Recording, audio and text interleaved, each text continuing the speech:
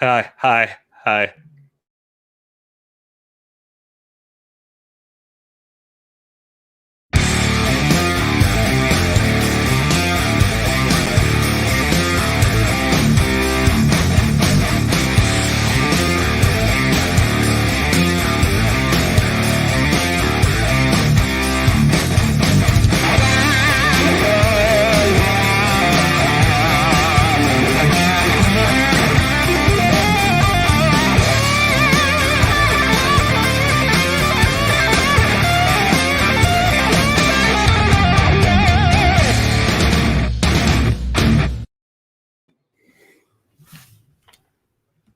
I was playing the air drums. Sorry, I carried over. Am I crazy? Did the music just really double up there at the end? What was that? I don't know, man. Your computer's being wild. Also, I forgot that. You know what it was? I just figured it out. I had the YouTube up in my browser in the background, and so I was just professionals. That's a rookie mistake, man. Hey, wrestling promotions, hire us. Good idea. We're available. Oh man, what's up? All this could be people? Yours. This is Gary Horton. This is Pro Wrestling, the podcast celebrating the past, present, future, history, legacy, and tradition of the greatest sport of all time, professional wrestling. And it is so good to see all of you. When I say that, speaking for not only myself, but also Will Martin. Hey, Will. That's me. What's up? And also the doctor. Sometimes here, sometimes not. He's just in and out. He's caught in a time vortex. Dr. Stinson. Hey, Doc. What's up, guys? Yeah, the time quasars. I actually studied those during my doctoral program, so I'm just doing a little experimentation here. But I think I'm. Let me see. No, not quite there. He doesn't know what time he's going for. But what's up, Brian Romano? Brian Rosa, it's good to see you. I want you to know I sent Brian Rosa a message today telling him I missed him. We hadn't seen him in a little bit. It's been a while. Just hadn't talked to the man. So with the important questions right off the bat, will Dr. Rob mention Nick Aldis over 1,000 times tonight? Yes. 100% yes. Let's start with number one. Thank you for that question. Rob will 100% mention Nick Aldis at least 1,000 times. I think we can break a new record this evening. Front row, welcome. Thank you, everybody who's joining us live. And Jake Hal, he says, you never tell me you miss me. How can we miss you if you never go away? Boom. You're always here, man. You're here. There's nothing I feel. That's not the song I thought you were going to start with. I thought you were going to start with like you're all I need. You know, that's what it sounded like you were going for. All right, this show started off great. I feel good. Yeah. Listen, we took a week off. We sat it out on Sunday night to watch Revolution, and we got to get back in the groove. You know, it's been a while since we've hung with the fam. You're just in time, Goose. Thanks for joining us for the singing, the wrestling sing-along. You named the wrestler's entrance theme, and we'll all join together and sing it. Acapella version. That'll be a new thing. We're doing it in harmony. The Brood, go. It starts off like a, and then wow. You gotta get more of that wah pedal. Yeah. Wow. Yeah. Right, this is good. We'll get there. This is what brings listeners. Good content. Yeah. So I've noticed we've lost 2 viewers so far. Let's keep it going. Good call, Goose. We will all do Vladimir Kozlov's no entrance. Thank you. Well, that's the best one. All right. Well, we're here. This is a loosey-goosey episode of the show. We've actually got a lot of stuff coming up that's going to be exciting, not the least of which is just to mention to you that Thunder Rosa is returning. Notice how I put her first. Nick Aldis is returning, and they're all going to be at Back for the Attack, March 21st, 2021, live on pay-per-view. I hope you guys have all already bought that on pay-per-view over on Fight TV. That's going to be awesome. We can also talk about AEW Revolution. We can talk about really anything you want to, because this feels like the calm before the storm for us. I feel like this is the lull. We're just hanging out. We just missed the community. It's my fault on Sunday. Okay. I could have watched Revolution with all of you. In fact, I probably should have, because so that we could all share in the spectacular finale of that show. But anyway, I was at a bachelor party the night before, and I just did not feel like doing anything that night. So I collapsed in a chair and watched Revolution silently. Well, it must have been really bad because you already knew that you weren't going to feel like going live at like 11 a.m. that day. You were already like calling it a loss. Yeah, it was by that time when you've gotten up and you just, I don't know, it just felt like nothing was functioning properly on my person. Like nothing on your person was functioning. Mm-hmm. Yeah, you heard me, Rob. Whew. Anyway, that's how. Right, Rosa, you'll be happy to know that we are going to be back on Tuesdays. Tuesdays are going to start being a regular thing. I think times we're going to figure that out completely. Right now it's 8:00, but we'll find out for sure. Of course, you know that, Brian, because Thunder is coming back, and by Thunder I mean NWA Power, not WCW Thunder, which would also be interesting. I was like, but James, don't be sorry. We're glad you're here. Mongrovian Mike, welcome. Rossville, welcome. It's so good to see all of you beautiful people. So let's talk about the two latest signings first with the NWA. I think that's a good place to start. And then whatever you guys want to talk about here in the chat, that's what we're really going to focus on. It's not like a huge news day. Everybody's still kind of recovering from the AEW Revolution pay-per-view, which was on Sunday night. Monday Night Raw was last night.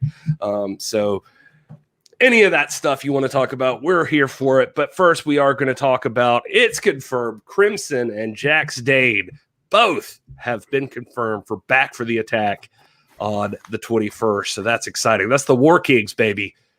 You. That's going to be awesome. Yep.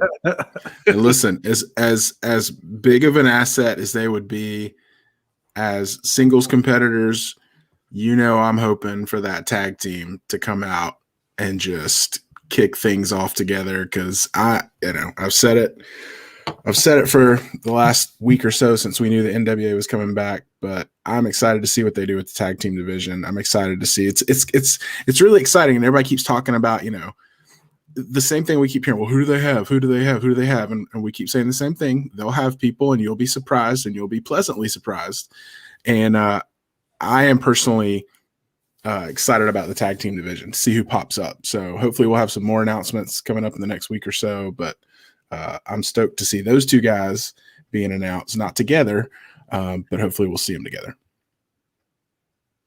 Yeah, and I think, again, just you never know, and we've always said it, the NWA can reach across any lines, any boundaries. They'll reach for the big names, they'll reach for local names. And so you never know who's going to turn up. I know that in this particular part of the country, and I expect, especially since we've seen Jax Dane and Crimson sign, and they're relatively local out of Tennessee and whatnot.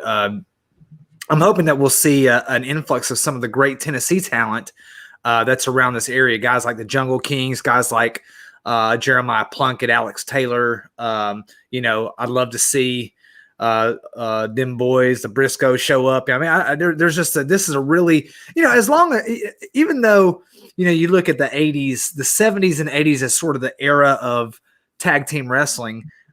This is really one of the most rich times in tag team wrestling history.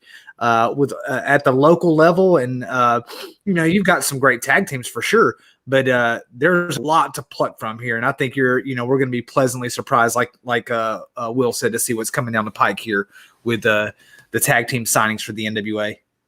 Well, I got to say, it's being pointed out in the chat. Alliance Wrestling saying Jax was confirmed, ? Front row saying Crimson and Slice Boogie are the only two I see confirmed, and we should mention Slice Boogie because I do like him.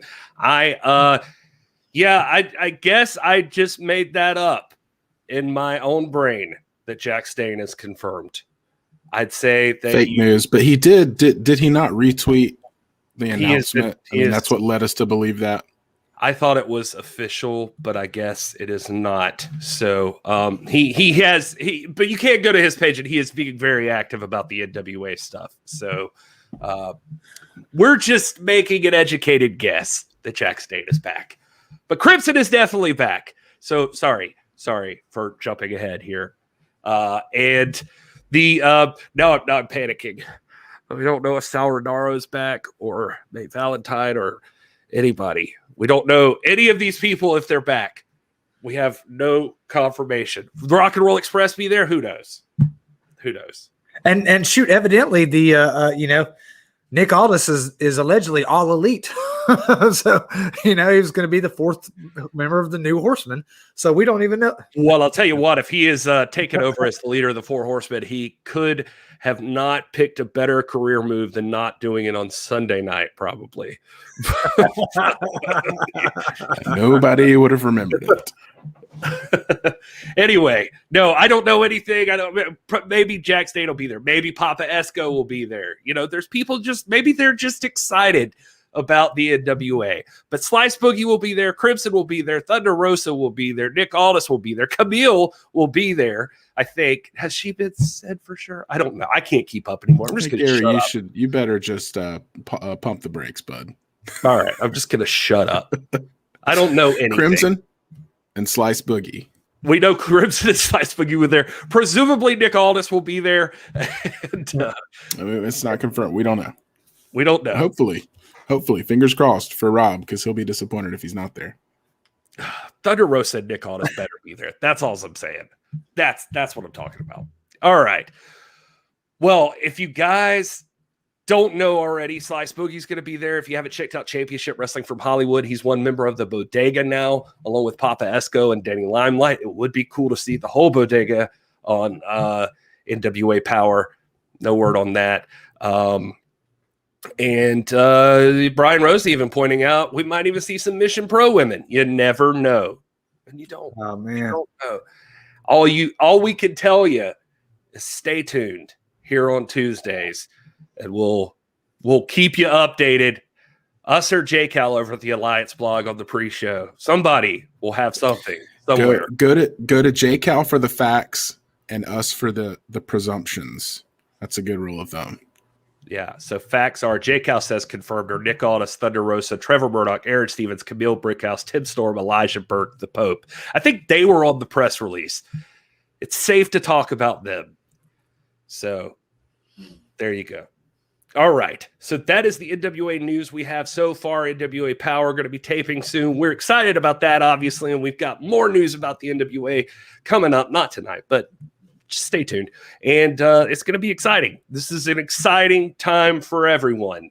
And let's talk about, I don't know. Let's see. Front Row saying there may be a pay-per-view with possibly some wrestlers playing it secondary. That's I need you to write my script, Front Row. We'll let him do our press releases. Right. Man. Anyway, so what do you guys want to talk about? You want to talk about AEW Revolution? I haven't really had a chance to talk to you guys. If you've joined our Discord, and if you haven't, you should.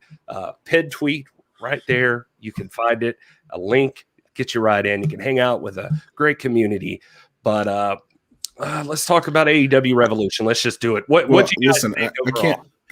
I can't believe we've gone this far without extending our thoughts and prayers to Eddie Kingston, who is, I hope he's okay.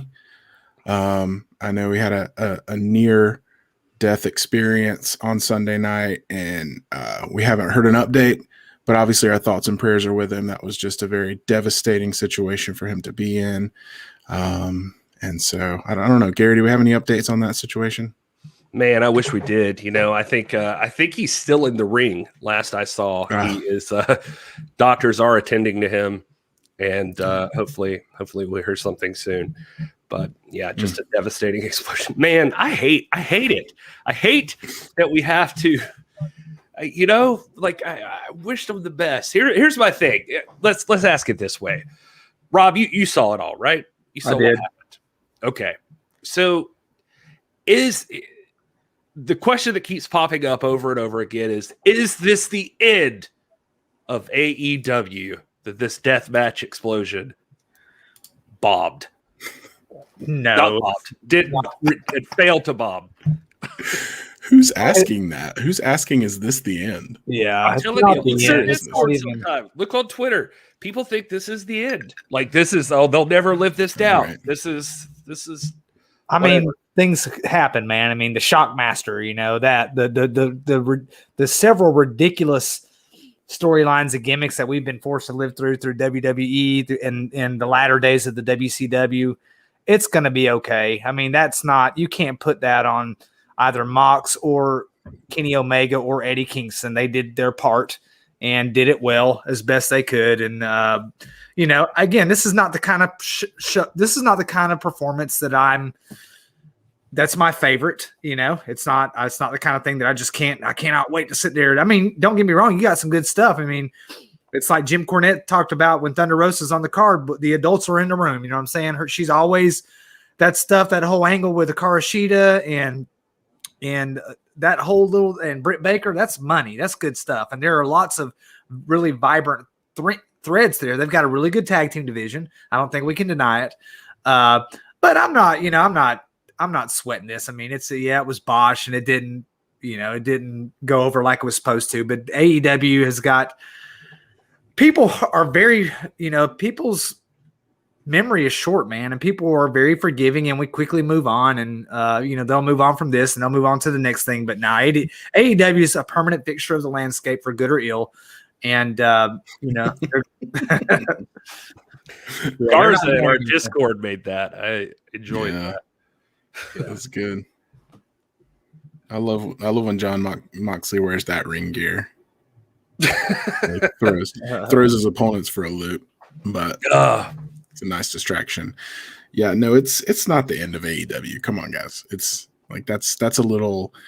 I've seen way worse, and technical glitches happen all the time. I think the biggest tragedy in this whole situation is the fact that up until that moment it was a world-class pay-per-view, in my opinion. I mean, you had the cinematic match with Sting and Darby Allin and Ricky Starks and Brian Cage. I mean, that was in my opinion the best cinematic match that's been done in this empty arena era since they've started really focusing on that kind of stuff. You had some incredible moments with Thunder Rosa on the buy-in, and following the women's title match, which was really cool.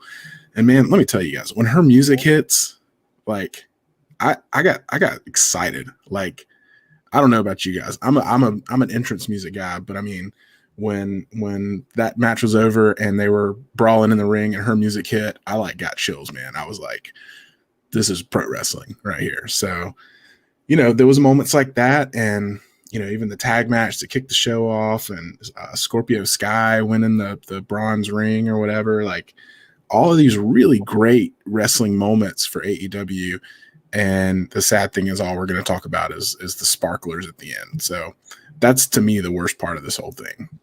Now, how would you have handled this situation? What do you think? Because this is another part of the discussion I've been trying to figure out, because it feels as though, Tony Khan made some comments at the presser, just to put this in context.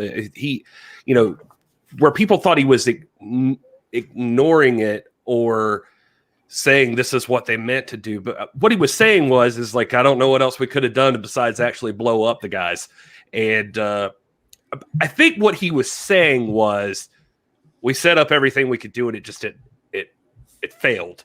And so the only other thing we could have done is to just plan to just put dynamite under the ring, basically. And he was so I think that was kind of his vocal, or what he was trying to get across. But anyway, what I'm saying is, you have two options when something like this happens. You have you can sell it like they did, or you can no sell it, which I don't put on.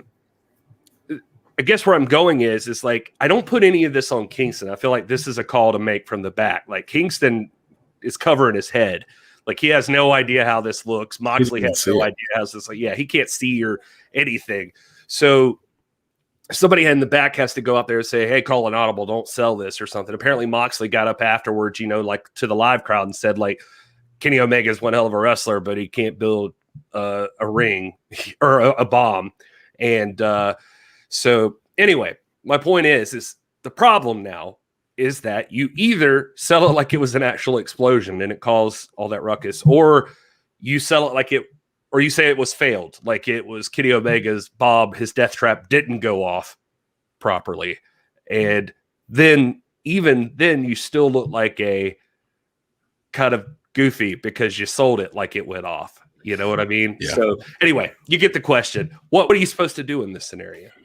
Well, I mean, this is when you got to be. Go ahead, Will. Go ahead. Will. Well, first of all, and I said this in our Discord, but there's no way that was intentional, in my opinion.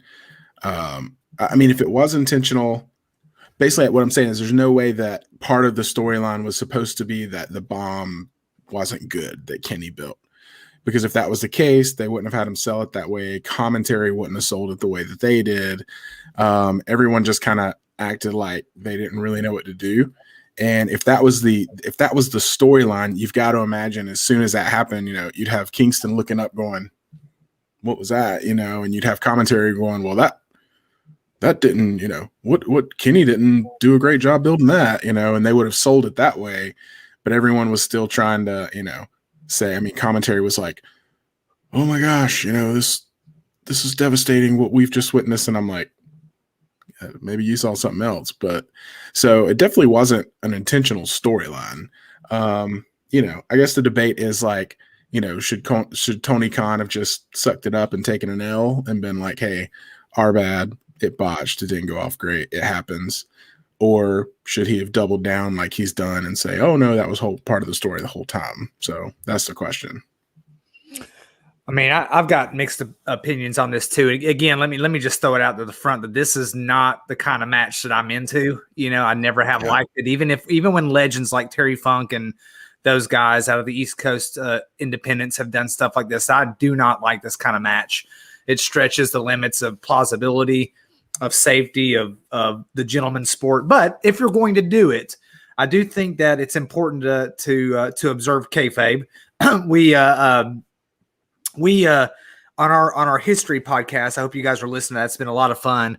You'll find that we come across periods in history when people are starting to investigate kayfabe and they're going to leak out that it's not a shoot, but it's a work. And I'm like, I don't care and there's a lot of debate on at what point it became a shoot or a work. I'm like, I don't care when. I'm just going to assume it's always a shoot. I'm going to assume it's always real.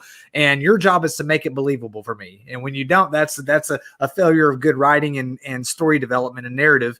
But other than that, I don't care if it's a shoot or where it's performance art. Wrestling is performance art. So in this particular style of performance art, if this is what you're going to go with, again, hear me, it's not what I would go with, but if it is what you're going to go with, I think this is when the power of your creative team has got to get down and real quick come up. You got to have some people on hand that can quickly come up with contingencies, such as, for example, that it was all staged by Kenny Omega and Don Callis, is staged to humiliate Mox and this and that in fact they were never in danger and they just put him out there. And in the course of things happening, Eddie Kingston, thinking he was about to die, has a heart attack in the middle of the ring. And it what turned out to be what was intended to be, a rib or just a cruel practical joke turns out to be something tragic. So there are things that you can do to do this to keep the story intact without pulling back the veil and saying, oh, we botched it. I mean, it was obviously a botch, but it doesn't have to be obviously a botch. You know what I'm saying? That's amazing. I like that you just locked in right there and came up with the Eddie Kingston heart attack angle. And I don't know what else he'd do really. Because that's the part that I feel bad for. I feel bad that, for a lot of, because I thought the show was pretty good all in all. And that match, given the circumstances, like Rob said, it's not like my favorite thing. I wasn't a fan of their last hardcore match that they had as much as some people were. I guess the stuff can be fun, but I thought they did a really cool, like psychologically sound match, given the type of match they were having. And then it all gets washed away. Even Eddie Kingston's potential face turn, like him being the honorable dude and diving on top of his friend to save his life or whatever. Like all of that kind of gets blown out just because of this one thing. He's the one I feel most terrible for, just because I'm like, he has no idea what it looked like. And so I don't know what you do there. I don't know if you're supposed to, like, in the moment, and I'm not saying I would have done any better, but maybe you send out the Butcher and the Blade or something to go out there and pick him up and just like tell him, hey man, call an audible. Like this, it didn't work out. Or Kenny Omega to come back out and be like the Marvin the Martian thing and just be like, where's the loud boom? I thought there was a boom. And that kind of thing. But anyway. You got guys, man. Even if they wanted to use it to like get more heat on Kenny, they could have had the same thing happen. And again, have Eddie like look up like, after freaking out, and then have Kenny and Don come out and like pointing and laughing, kind of trolling them like, you guys thought there was going to be a bomb, right. Something like that. I mean, that even would have been more digestible, and we wouldn't even be sitting here having this conversation. We'd be talking about those incredible moments throughout the pay-per-view. So yeah, it was a botch, and it just wasn't handled well in the moment. And I don't think that's on anybody, really. I mean, that's, the like I said, the real issue is just Tony Khan doubling down and not just admitting, hey, that wasn't how it was supposed to go over. So right. You got a when you go to like an NFL team or a college football team, there's a quality control position. All they do, their whole job is sit there right there on the headset and to think up of counter strategies if something goes wrong, if the play doesn't go right. They're there right there with 3 or 4 different alternatives. And I think that independent wrestling promoters, and Brian Rosa can speak to this, they're probably better at that than these big entities like WWE and AEW, because they're constantly, when you're in the independent world, you're constantly thinking on your feet. This is where wrestling is at its most creative. And then you get a little complacent when it gets so big and kind of shrouded in protections and technology and this and that. But if I were Tony Khan, I would hire something like a quality control person to sit there and be there with several things to sharpshoot every possible contingency. Oh, dang, it didn't go out. Boom. Here's what we got. Go out there with, hey, run route A. You know what I'm saying?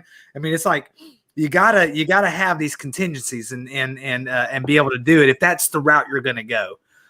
So yeah, there's no reason that this has to be something that is a matter for. And I've seen it. I mean, we've seen the memes and this and that, but there's no reason that Mox or Omega or Eddie Kingston should have to be the butt of any joke because of this. They're doing their part, in something that they didn't call, so. Yeah. James H. Jackson Jr. mentioning, it's why I can't wait for Power to come back. Simple prize fight, booking, no bombs, et cetera, to begin with. That's right. I think Power is really accessible in that way. And I will also throw in Mission Pro like that as well. They're just like fun, straightforward storytelling right now. Sorry if if Brian's in the chat and there was supposed to be a Thunder Rosa genocide exploding barbed wire death match coming up. Yeah. I was going to say, they'll announce tomorrow at Back for the Attack that they're going to have a electrified exploding steel cage match. Well, Scooby mentioning the front, the Horseman sold for RoboCop. So, well, so there's that. Right. The gimmicks. Go ahead. I said the gimmicks should never, wrestling has always had gimmicks. I mean, there have been cage matches even since the early 1900s, and it's not the gimmick per se that I think guys like us and guys like Rosa and Gorilla Press and Lawrence and Front Row, are kind of averse to. I think it's the fact when a gimmick becomes the center of the match rather than the competitors. And it should not detract from the straight up competition. At the end of the day, regardless of the gimmick, the best competitor should win that match. You know what I mean? And I get it that sometimes foreign objects are at play and all that, and that should lead to the next thing. But the gimmick should not become the preoccupation. And it definitely shouldn't be a situation where we're like, human life is at peril deliberately. Like, come on now. I mean, that's not going to stand up in a court of law. You know what I mean? I mean, when it was happening, athletic competition. Not if the doc's prosecuting you. Well, that was my thing. Like I had put out on Twitter at the time when the match was over and the countdown kept going. I was like, why is the countdown still going? Like, why would this still explode? And I was like, if the match is over, it doesn't matter anymore. Just turn it off. And somebody's like, it's a time bomb. You can't just turn it off. I was like, it wasn't set by terrorists. It was like made by a wrestling promotion. Just turn it off. Like you wouldn't. I think Steven Seagal should have run in and like disarmed the bomb. You know, cut the wire like right at the last second. That would have been cool. Yeah, that's a good idea. Have like Christian. Like what was that movie? What was the hockey movie where he did that? Oh, you're the movie guy, Gary. Oh, Jean-Claude Van Damme. Sudden death. Jean-Claude. I said Steven Seagal. Yeah, it was Jean-Claude Van Damme. Well, I got confused for a second, but he was in the hockey movie Sudden Death with the Pittsburgh Penguins. Yeah. Right. Mm-hmm. Yeah. And Ryan Romano mentioned that the feud should build up to a point where a certain type of match is needed. And for me, it should really never go further than the covered steel cage. Keep everybody out, everybody who can affect it, just these two guys alone. Or a best of 7, hey man, we're about equal. Let's throw it down to a best of 7 or something like that, but bro, that was the worst part. That was the worst part is that the ending of that match was the Good Brothers just came out. It just beat the crap out of Mox. And then he pinned it. Yeah, that was all of that, and that's how you ended it. I was a little disappointed. That was a bummer. But anyway, all right. Well, when you watch Mission Pro, when you watch Thunder Rosa get there and stare down with Lindsay Snow, or Lindsay Rose, or Thunder Rosa get there and stare down with Allison Kay, it's got a big fight feel to it. When you watch Nick Aldis, that's mention number 3. When you watch Nick Aldis get in the middle of the ring, the referee hands out the instructions like they do in a boxing match or an MMA contest. I mean, it is a prize fight. And that's where wrestling is great. That's where if you require much more than the competitors to tell a story, then there's something deficient there. I think it's deficient. I don't think it's wrong for you to like it, but it's not my taste. And to me, it's just like, man, it's like we got to get back to the roots, man. We got to get back to what makes wrestling great. And that is 2 ladies, 2 gentlemen, or a number of competitors going in there and telling a story inside the ring under predefined stipulations with a clear outcome, usually for a chance or a crack at a prize or a contendership. That's where wrestling is really, really great. One more point on that AEW Revolution show without like running down the entire card, can you think of right off the top of your head, like what your match of the night was for that show?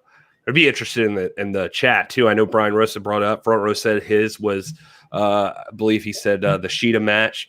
And that was a good one. I thought it started off slow, Mizunami and Sheeta. I thought it got me like as it went, but I felt another one I felt bad for was like Paige and Hardy. Like it was like my mental reset match. Like it was just like by the time we got to that one, I was like, I just need a second to recoup because now we're going into the. Well, it definitely felt like that place in the card, and they kind of intentionally put it there, which is unfortunate for both those guys. I mean, for me, just being as big of a Sting fan as I am, I mean that cinematic, street fight. I thought they executed it near flawlessly. I mean, Sting looked strong. He got the pin in the ring with a scorpion death drop. It looked devastating. That's what the wrestling fan wants to see. So that was the moment of the night for me. If you're saying non-cinematic matches, I would say the Sheeta match, just because I'm with you. It started off slow, but man, like at some point, like a switch flip for me, where I went from like, all right, this is okay. Like I respect both these ladies. They're doing great, to like, holy cow, they're telling an incredible story between the ropes. And this is really good. And by the time it got to the end, I was fully invested. And then even the post-match shenanigans, I was invested in. So that outside of the Sting match, that probably would have been the match for me. I feel like Sheeta's on a roll lately. Nah, man, she's one of the best in the world, man. Regardless of gender. I mean, I love also like the Joshi girls and the Japanese tradition of all the pageantry. We see this if you look at old photographs of matches between like Antonio Inoki and Hulk Hogan, or Flair and Jumbo Tsuruta and those guys. You see the ribbons and the color and the pageantry in the ring, the trophies, and Sheeta brings that air about it. And of course, Thunder Rosa is no stranger to that. She's a Joshi girl herself, a Princess Champion and all that.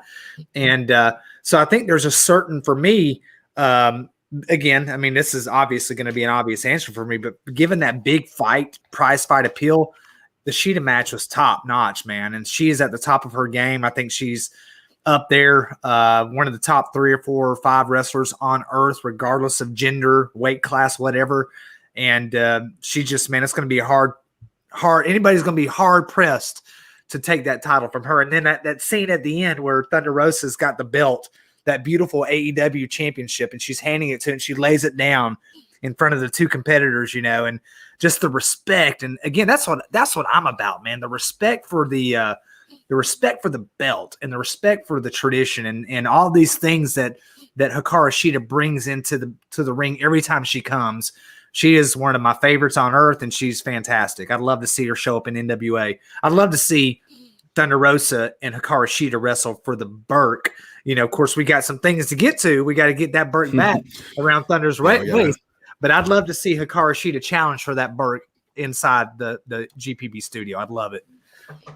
That would be a lot of fun. And I think both those matches really stood out. And then the cinematic match, Will, back to what you said with like Sting. I mean, it did exactly what a cinematic match should be doing. Like, if you're going to use it, that's exactly what it's the way it's supposed to work. I feel like it did for The Undertaker in the very first one we ever saw. And then it hasn't really happened the same way until this Sting and Darby Allin and Ricky Starks and Brian Cage match, where it was just like, all right, we're just making these people look good and like they're in a fight. And for the record, I said this in the moment in our Discord, and I still believe it. At the time, I thought maybe it was recency bias because I had just experienced it. But I mean, I think that was better than the Boneyard match. Now, there's some personal ties there because I was a WCW kid, huge Sting fan. But I just feel like, also as a prize fight wrestling fan, I like the fact that the match Sunday night started in the ring and it ended in the ring. Yeah, there was a big journey going all around the warehouse and all that kind of stuff, but I like that it ended in the ring. I thought that was a cool touch. The Boneyard match was just like, there was no, it wasn't an actual wrestling match. It just, AJ Styles got buried, like literally. So I think for me, this was much more in line with what I would desire from a cinematic type wrestling match versus a lot of the stuff we've seen WWE do. Yeah, that makes sense. Nobody had to die for this one, and I did like that there was a ring and a. Well, we haven't seen Brian Cage. I guess he's okay. He did take quite a tumble. Yeah, and I don't know why Powerhouse Hobbs was masked. I was thinking about that later. I was like, why was he hiding his identity? It didn't matter. Like, I don't know.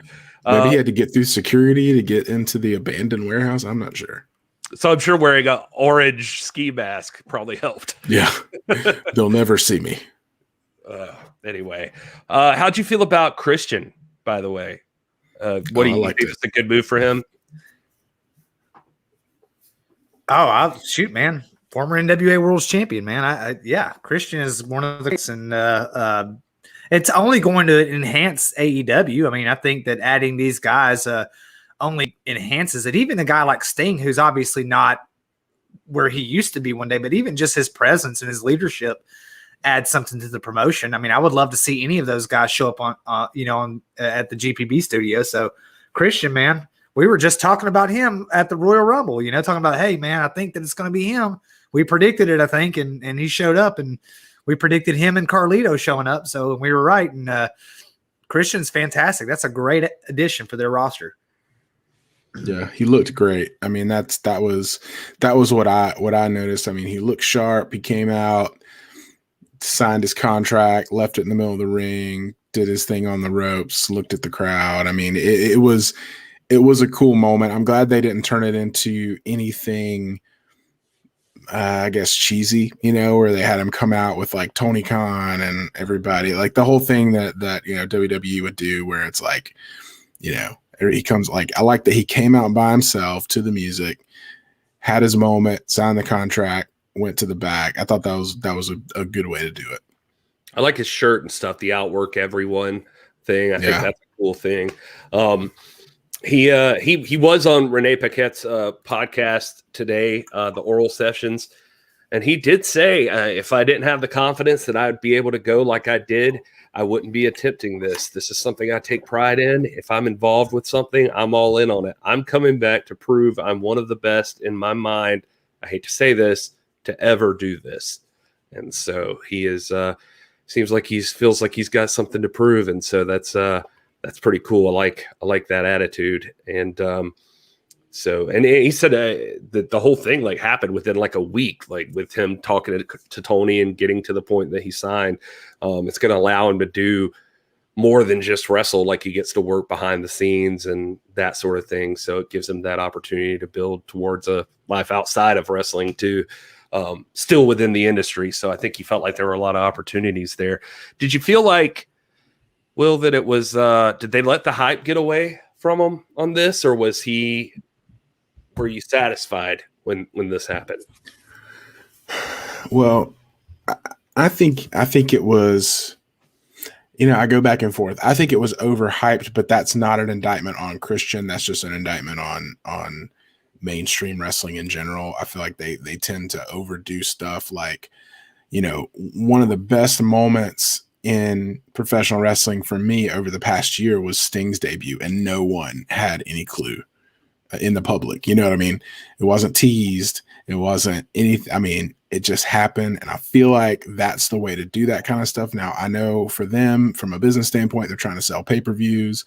And to their credit, they probably sold a bunch of pay-per-views. People wanted to see it when it happened, who it was. So I get it from a business and marketing standpoint. But as a fan who was going to watch it either way, I think it was a little bit overblown. Not so fast, there, Will. So they deliberately hyped this as a Hall of Fame caliber, personality. They were obviously selling this to a more informed population. I'm gonna tell you right now, last Saturday night when I was at the American Wrestling Federation of Ringo backstage with talented guys like Jeremiah Plunkett, Alex Taylor, Miranda Gordy, and the like, there were two topics of discussion. Two topics, only two. One was Joseph Hudson, and two was who is the Hall of Fame caliber opponent. And I'm going to tell you right now, just as that wasn't who I thought. I thought it was going to be, I said it was going to be CM Punk. They were out there saying, I want to see Christian. I think it's going to be Christian. They were all saying that. And so I think for this kind of hype that it was hyped for the crowd that it was hyped for, obviously they're not hyping this towards 13-year-old kids. They're hyping this towards the more informed component of their crowd. And then the hype, you got the post hype. But the bottom line is, for all week, that's what people have been talking about. Who is this going to be? And so I think you can't really overhype it. By overhype, you mean it was a letdown that was Christian Cage? Because I find it hard to believe. No, that's not what I was saying. I was saying, for me, when I say, and that's why I said it's not an indictment on Christian, it's an indictment on mainstream wrestling for the way that they, in my opinion, sometimes can go overboard, where they talk about it every 5 minutes. Who is it? Teaser, right. teaser. Where I this is personal preference, but I'm more of a fan of the subtle nuance where it's just like, hey, maybe they say it one time and then the news runs away with it. Twitter runs away with it, but I felt like they kind of and I don't even think overhype is the right word, or oversold. Like the payoff was worth it. Like the payoff was, Christian was worth the hype, but I think for me, it was just the method of it. I got you. It seems like for me, the purpose of hyping is to get everybody talking about it, which they were. Everybody was talking about it. The Discords, the Twitters, the MySpaces, the Napsters, they was all talking about it, man. Napster was a buzz. LinkedIn had a little. They had a whole LinkedIn. LinkedIn, the SROs, man, was talking about it. I saw a guy on Farmers Only. Everybody on Farmers Only was just, man. Yeah, they Farmers Only still exist. I'm going there. I don't know. Rob, does it? Yeah, go there, Gary. You'll start getting targeted ads every time you open an app. Perfect. It does exist, so great. Boom. I did that to myself. We're Go in. ahead and sign in with Google and see what they got going on. All right, We I should promise have a we're paying little- attention we to should the have- chat from here on. Whatever you guys want to talk about, bring it up. It's free game. Balls count anywhere. If I look hard enough, we probably even still have the thing. There it is.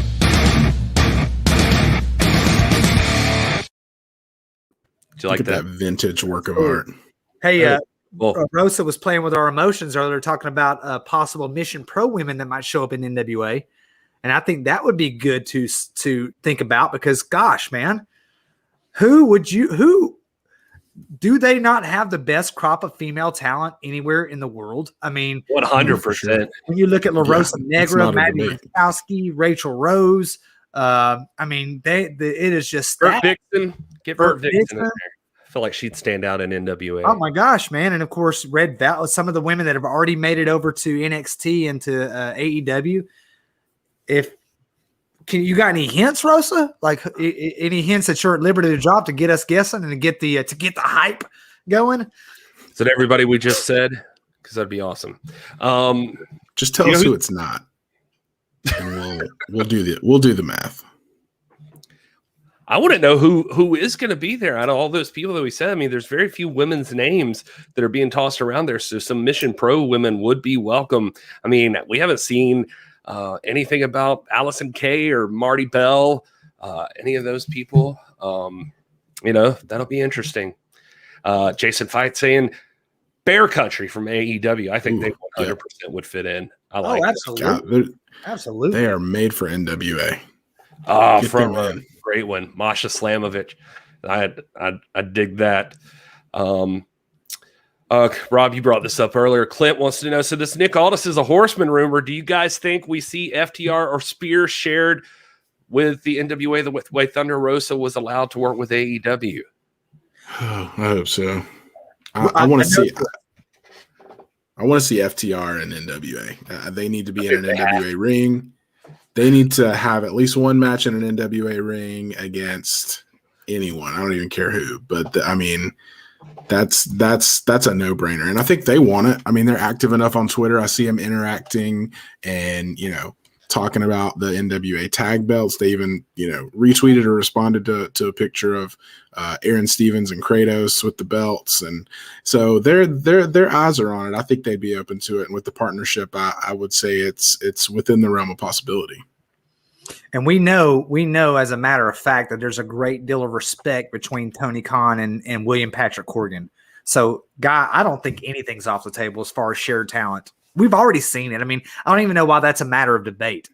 When your reigning Burke holder is an AEW contracted competitor. So it's going to happen. And when you're one of the faces of your operation, Thunder Rosa is a regular feature and one of the biggest features of AEW programming right now. I mean, I'm telling you, Twitter never blows up like it does unless Thunder Rosa shows up on AEW. So, I expect to see a lot of that. Yep, 100%.